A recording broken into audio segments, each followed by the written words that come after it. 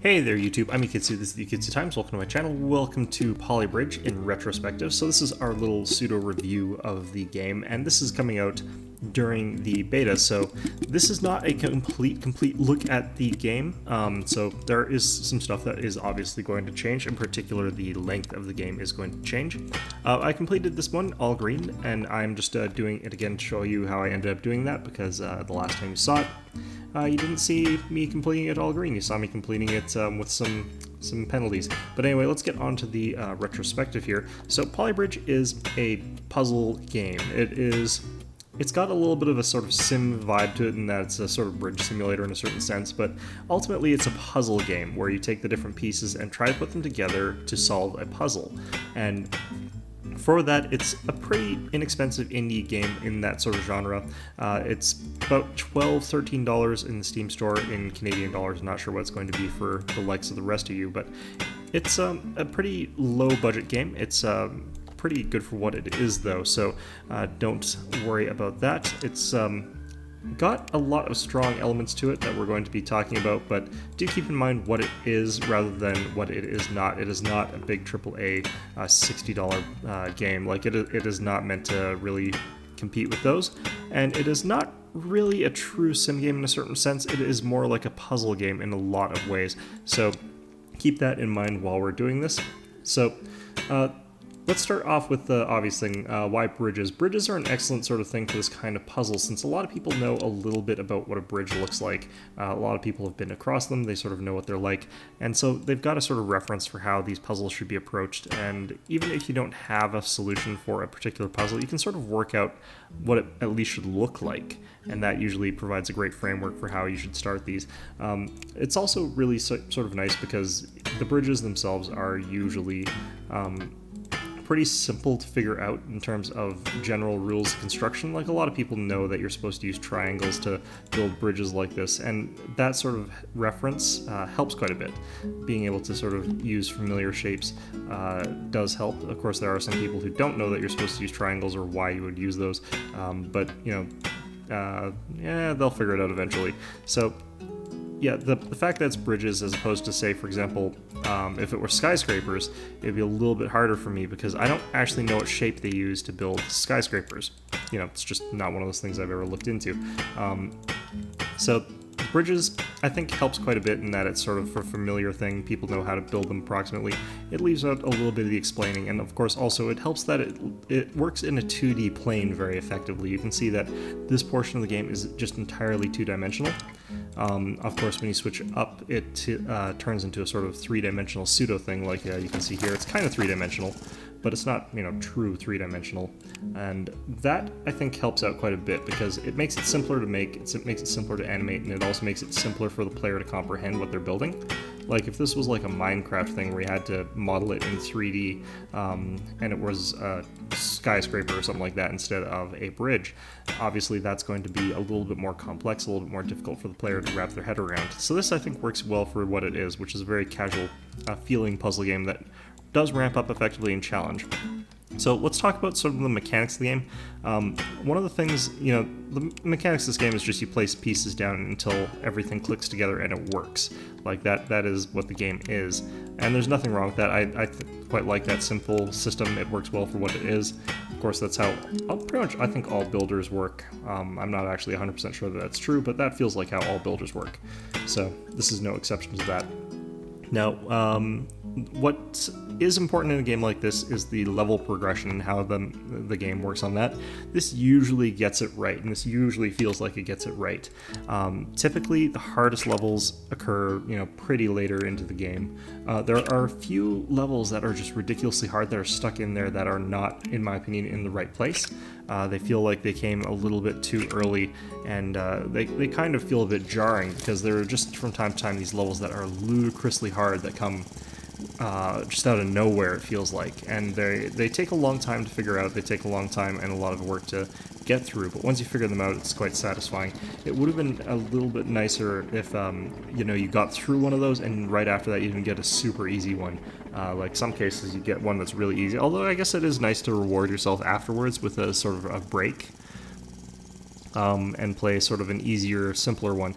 So that could be the way they did that. One of the other things about the level design that I quite like is that in a lot of levels, and we'll go ahead and actually show you one of our other levels that sort of demonstrates this point. So let's go back to our first world here, and let's go to the 10-meter jump here. This is a very simple early level. Now, the reason that I like this level is because it comes out quite early, but it introduces a new mechanic that you might not have thought to use yourself. It provides you with the option to produce a jump. So this isn't necessarily intuitive. I think most people during the game think that the road should connect on both sides, and that is a logical thing to think. But by introducing this so early on, it introduces the idea that you can have a car that leaves the road and falls onto this side, and you'll notice that that's what I did in that level that I just completed. I didn't actually have the car actually touch down, connect road to road here. I actually had it drop off onto this platform, and I think that way that they introduce these mechanics one by one very, very early on dramatically helps the learning curve of this game. It makes it much, much easier to figure out what you're doing. So, like, for example, we've got the jump, we've got this overbridge here. It doesn't overwhelm you. Like this first bridge here, this one doesn't actually require the hydraulics. It's just a simple bridge that lets you build as much road as you possibly can, but it gives you an idea of how the boats work. So that when you do get to the drawbridge over here, you've got an idea of how this works. And this level is also brilliantly laid out, because this level forces you to build your road like this. And it doesn't truly force you. Like, it would theoretically be possible for me to go like this and complete this one like I completed that other one. But like, the tools that they give you make the actual solution to this so obvious that it's unlikely that anyone's going to choose to do it this way. They're much more likely to do it the way they're supposed to, because doing it this way is actually harder. But by introducing this mechanic in this particular way, by making sure that the road is by default, your typical player is automatically going to go like this. Like, this is what everyone is going to think to do, because they've got exactly enough road to do it. And by introducing this mechanic here, you introduce the way that this works and force them to use these hydraulics and figure out how these hydraulics work.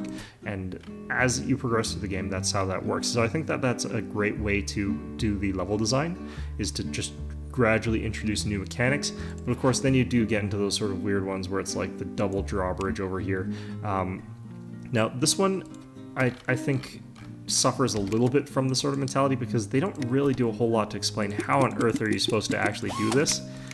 And it took a lot out of me trying to figure out exactly how to do this one, and I don't think I did it quite the way they probably intended me to, or whatever, but, you know, we did figure it out in the end. But this one is a very sort of tricky one, because it doesn't conform to the things that we necessarily learned earlier. Like, they don't teach you how to suspend this 3-tile section of road if it doesn't have anything to rest on and is not being supported on either side. Like, that mechanic isn't explained earlier on. So usually they do a very good job of showing you how these individual components work. Like, we know how to split here, and we know how to cause these roads to go up and down with hydraulics. What we don't know is this little mid part and how to make it suspended without that up to this point. So that's part of the puzzle, but at the same time it's an unexplained part of the puzzle, which makes that very difficult to figure out.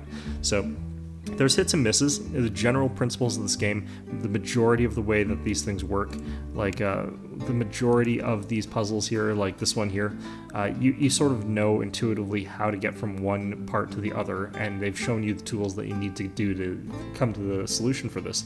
But they don't always, and I think that that sort of is something that they could have worked on a little bit more. Although, you know, it gets it right so many times that it's just sort of not a huge issue. It's just very evident when you're in a frustrating level, and it feels very frustrating when you're in those levels. So let's talk a little bit about the aesthetic here. So this game has a very, very blocky aesthetic style. Like, you can very clearly see this is just a gray line, but the way that this game works, the way that these sort of puzzle games work, is that everything has to be very immediately identifiable, and everything has to be immediately very obvious as to what it is. So they do a fantastic job of this. Like, the bright yellow of connection points, the sort of sandy color of the wood, the red iron, and the red iron and the sort of gray roads are actually the most visually similar thing in my opinion, and even they're quite far apart. It's just because they're both fairly dark is why I think they're a little bit more similar. But then you've got the hydraulics, very obvious with the arrows labeling where they go. You can now adjust those as well, so that's good. And everything that you've got now is very, very visually distinctive and very obvious. Now, this is a design choice that I think was correct. They could have made the bridges look much more realistic than this, but they opted for this very stylistic design here where it's very immediately obvious what everything is. You can easily see what you're looking at and immediately tell what everything's connected to. And I think that that's more important for this sort of puzzle game as opposed to something like a very distinct realistic style. So the stylistic choice for this, perfectly acceptable. And, you know, it works well for a lower budget game, I think, because I don't think that they wanted to spend ridiculous amounts of money on very, very high fidelity, realistic bridge graphics. The sort of polygonal things works quite well for this game. And, you know, it's Polybridge, that's right in the name, so I think it looks charming as well. I like the old-timey looking cars and the sort of big, blocky looking things here. But yeah, I think it looks good for what it is. Obviously, it's not, you know, for everyone because no aesthetic style or choice is, but I think it's a very smartly designed aesthetic for the type of game that it is. I think that it fits in with the world that they've decided to create, which is a sort of very...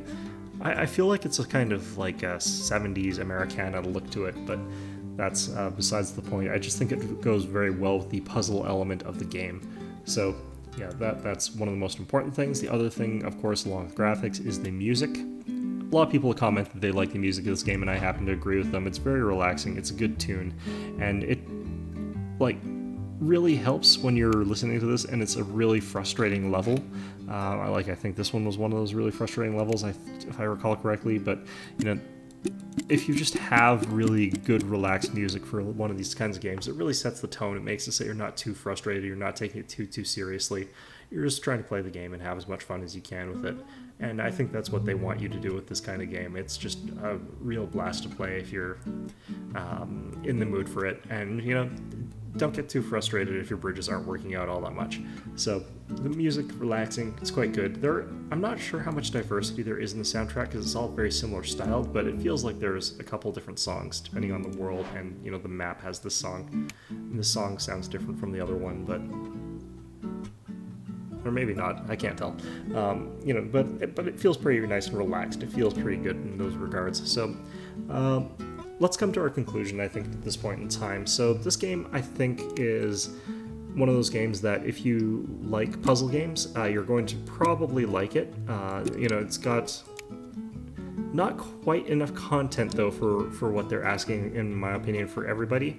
Of course, there are going to be plenty of people who are willing to pay the $12 for this, and I don't blame them. It's actually it's a lot of fun, and it's probably worth that price tag. But I think for a lot of people, with the amount of levels that there are currently, they're going to want to hold off until a Steam sale, maybe $7 or $8 instead of $12, just a tiny bit less. But for a lot of people, I think that it's about right, considering that they are very good about updating this game. So there's at least this extra level that's going to be in here that's not in there yet. And these people have been very good about updating their game, keeping it up to date, adding new levels, adding new content.